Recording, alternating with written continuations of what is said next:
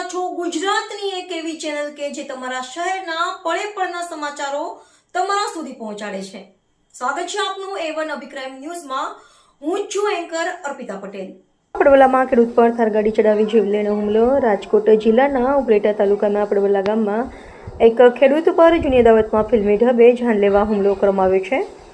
રાતના અંધારામાં કાળા કલરની થારગાડીમાં આવેલા શખ્સોએ ખેડૂતને બાઇક પરથી પાડી દઈને લોખંડના પાઇપ અને ધોકાથી ઢોરમાર માર્યો હતો। હદ તો ત્યારે થઈ ગઈ જ્યારે હુમલાખોરોએ હત્યાના ઈરાદે ખેડૂતના બંને પગ પર થારગાડીના ટાયર ચડાવી દીધા હતા। જુઓ આ વિશેષ રિપોર્ટ।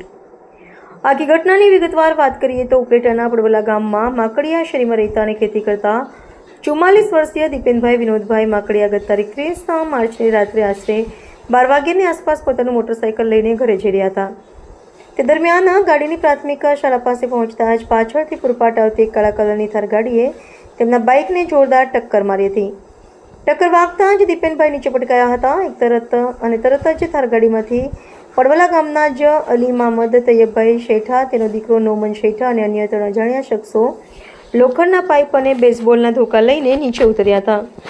હુમલાખોરોએ દીપેનભાઈ પર તૂટી પડીને જમણી આંખ અને વાસણના ભાગે આડેધડ ઘા મારી ગંભીર ઇજાઓ પહોંચાડી હતી। માર મારતી વખતે અલી મામદે ધમકી પણ આપી હતી કે અગાઉની માથાકૂટમાં તું બચી ગયો હતો, આજ તું નહીં બચે।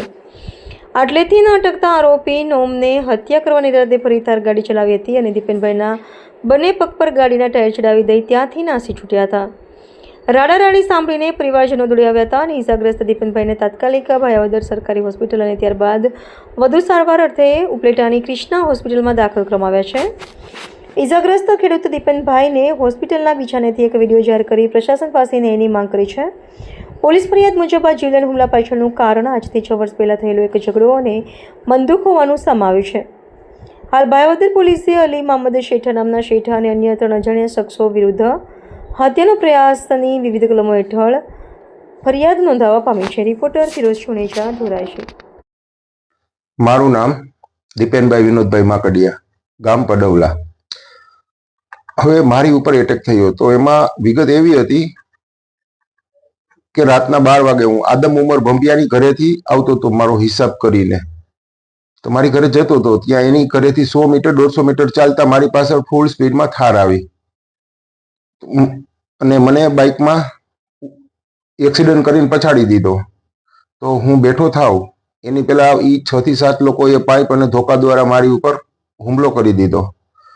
મારો મોબાઈલ તોડી નાખ્યો, મારું પાવર બેગ તોડી નાખ્યું, મારા ચશ્મા તોડી નાખ્યા, મારા બાઇકમાં શું ઈજા કરી શું નથી કરી પણ એને ડેમેજ કરી નાખ્યું, બરાબર। પછી 2-3 મિનિટ સુધી મને ટૂંકમાં બધાએ માર્યો। મારા તો ઊભું થવાની ટૂંકમાં મારામાં તાકાત હતી ને એવું કઈ હતું નહીં। તો 3-4 જણા 2-3 જણા કોઈ આવતા દેખાણા તો એ લોકો મને મારવાનું છોડી અને થારમાં બેસી ગયા। થારને પાછળ રિવેસ લઈ અને મારા 2 પગ ઉપર થાર ફેરવી અને નીકળી ગયા। પછી જે આવતા હતા એમાંથી એક ભાઈને ગામનો જ મારો હતો તો એને મેં કીધું કે મારા કાકાને બોલાય, તો એ કાકાને બોલાવવા ગયો। આવી ઘટના હતી સાહેબ। તારીખ 30 માર્ચ 2026ની મધ્યરાત્રિ ઉપલેટા તાલુકાના પડવલા ગામ પાસે ફરિયાદી દીપેનભાઈ વિનોદભાઈ માકડિયા ઘર તરફ મોટરસાઇકલ ચલાવી રહ્યા હતા। આ સમયે આરોપીઓ થાર 4 વ્હીલર લઈ વાહનમાં ભેગા થઈ પાછળથી ટક્કર મારી ફરિયાદીને પડાયા અને ત્યારબાદ લોખંડના પાઇપ અને બેઝબોલના ધોકા વડે મારઝૂડ કરી। ત્યારબાદ વાહન ફરિયાદી ઉપર ચડાવી જવાની કોશિશ કરવામાં આવી। ફરિયાદીને સારવાર માટે દાખલ કરાવ્યા ગયા અને હાલ ફરિયાદી સ્થિર અને સુરક્ષિત છે।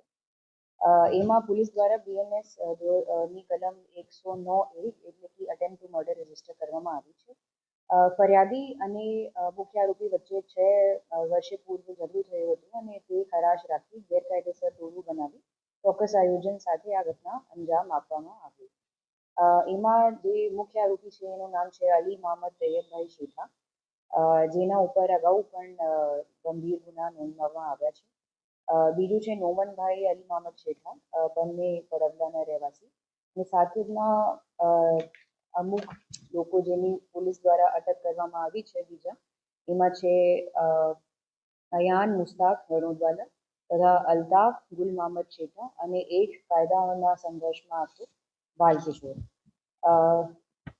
એમાં બધા આરોપીઓની પોલીસ દ્વારા અટક કરવામાં આવી છે અને એમને